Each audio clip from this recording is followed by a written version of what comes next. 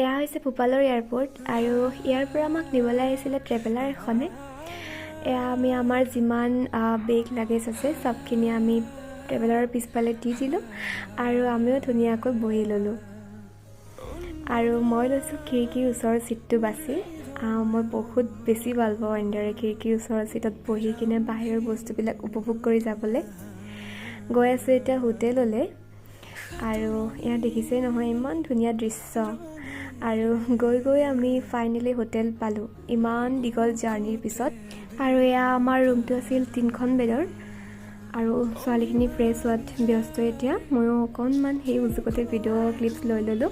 আৰু এয়া দেখিছেই নহয় বাহিৰত অকণ বৰষুণ দিয়াও ষ্টাৰ্ট দিলে।